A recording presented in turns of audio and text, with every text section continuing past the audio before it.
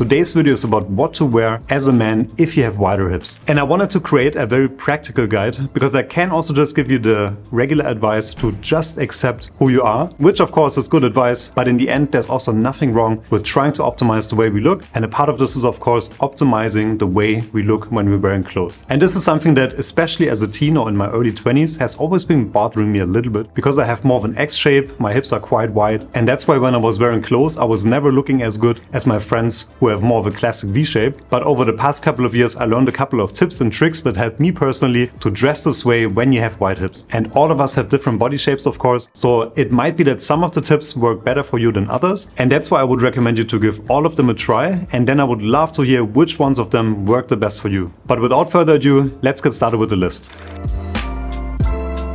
Last year I kind of started to think, why is it that in some pants my hips look wider than in others? And then I realized that one part that really makes a big difference are the pockets. For example, in the pants I'm wearing right here, the pockets are very flat, but then I have another pair of trousers, also linen, that are not exactly the same. Let me show you right here. So I have these navy linen trousers right here, and normally you would say that with darker colors it should show a little bit less, but the problem in this case are the pockets. And both of these are slanted pockets. Once you wear them, I'm going to show it in a second, you really see a big difference. So this is me with the cream colored pants, which are looking really nice, and this is me with the navy trousers, and you can really see that the pockets are kind of flaring out to the side. There's a lot of extra bulk in this area, and this is something that's a bit tricky when you buy pants online, because I personally really like to buy a lot of things online and some shops don't really have a return policy. So this is something that would be nice if you can go to a store and you can try out the pants first, or if you can find an online store where they have a really good return policy, because this is something that you can't really tell just from the photo online. So with this one,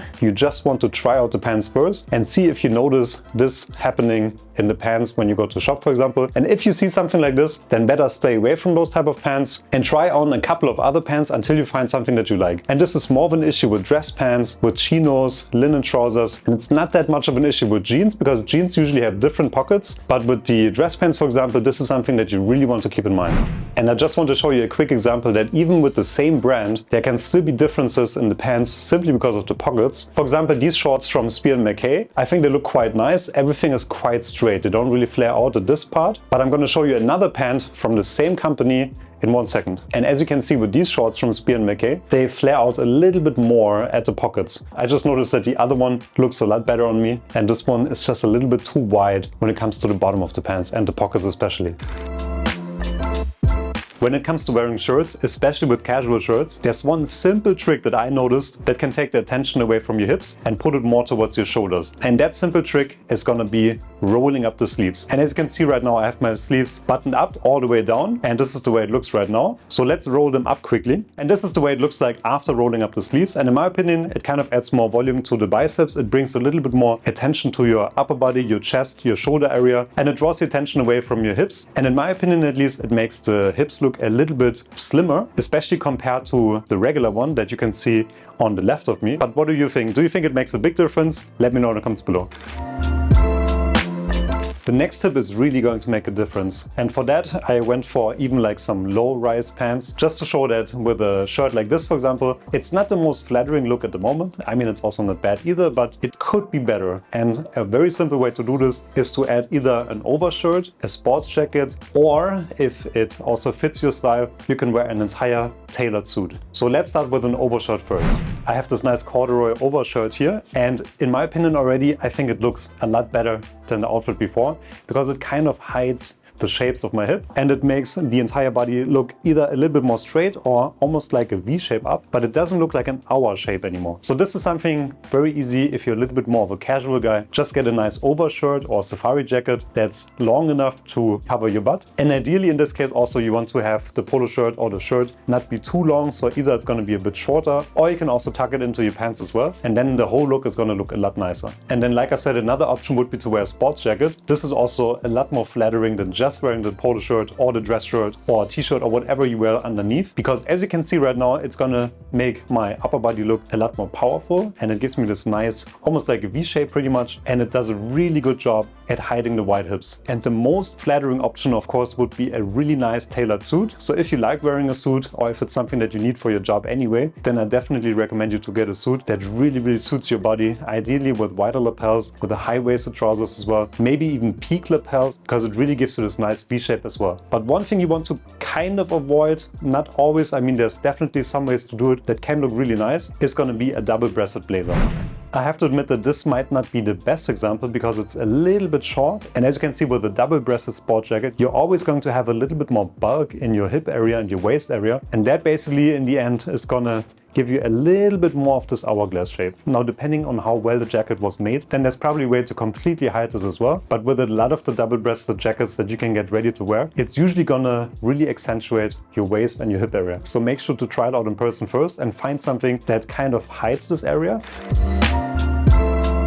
With the next tip, we're coming back to the pants, and this is something that really makes a difference, and it's basically the type of pants that you should buy when you have wide hips. As I mentioned earlier, and as I showed you earlier already, I have a navy linen trouser with pockets that really flare out to the side. And then I have this one, which looks very similar, but there's two major differences. First of all, of course, the pockets don't flare out to the sides. But second of all, this one is a really high-rise trousers. And the interesting thing with high-rise trousers is that on one hand, it kind of hides your hips. So it kind of doesn't make this part look as bulky. And then on the other hand as well, it makes your upper body look more powerful. And it also gives you this kind of, from here, this nice little V shape as well. For me, they finish right around the belly button pretty much. And these type of pants are also really comfortable, and especially if you're going to wear a sport jacket or an overshirt, for example, having high-rise trousers really makes a difference. There's one thing to keep in mind though, which I saw recently with a friend, that if you're a little bit more on the shorter side, then having really high-rise trousers like mine, it can make your upper body look really tiny, at least for some people. So if it's something that you don't really feel comfortable with, then you can also experiment with going for more like a mid-rise, but try to avoid the low-rise trousers that really sit on your hips, because if you have wide hips and the pants sit pretty much on your hips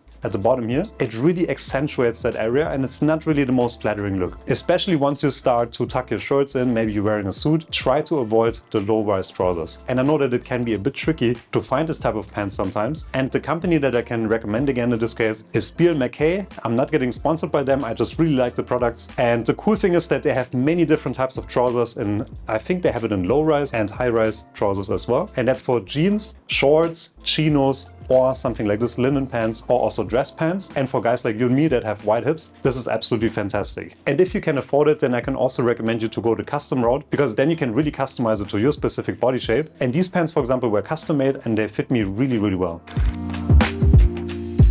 The next tip might not make the biggest difference, but I definitely noticed some kind of difference, especially if you stick to more of a monochrome outfit. And that is the fact that usually clothes in a darker shade hide the hip area much better than something like a light polo shirt in this case. And for that, again, I took some polo shirts that I bought from Spiel McKay, because they're both the same model and the same size. And this is one in cream, and then I have another one in navy. And you can decide for yourself if you notice any major difference. But for me personally, I think that the navy one hides the hips just a little bit better than the cream colored one. And this works even better if you go for an entire outfit that's monochrome in the same color. So for example, if you would go for an entire outfit that's in different shades of navy or charcoal or even in dark brown, then it usually would make a better job at hiding the hip area.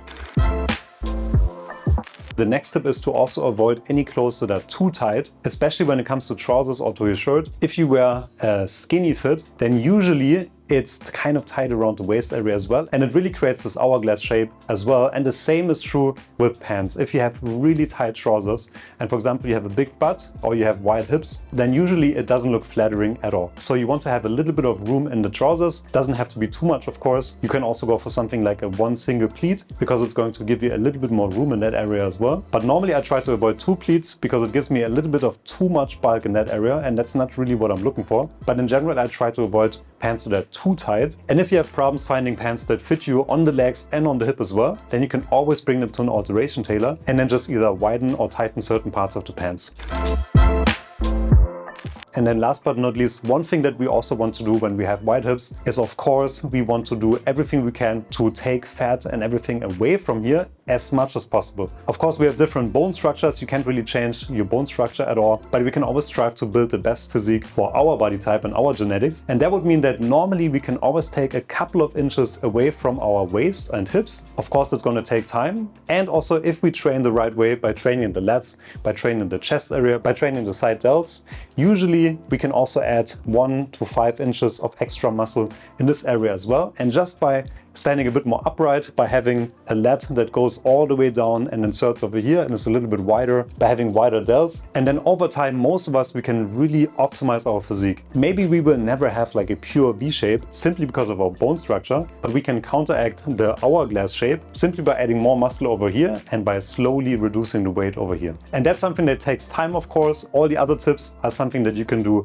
right away, but ideally you would also combine it with a good workout regimen, with a good diet as well. And it's not going to be something that comes overnight, but over time you're going to have a much better physique. And then coupled with the tips on the clothes, you're going to look a lot better and you're going to feel a lot more confident in your clothes. And that's it. Those are my tips that I learned over the past couple of years on how to best dress for my body type. And if you agree with me, or maybe you have a couple of other tips that you want to share, please let me know in the comments below. And if you enjoyed this video, then please leave a like, subscribe to the channel, and see you next time.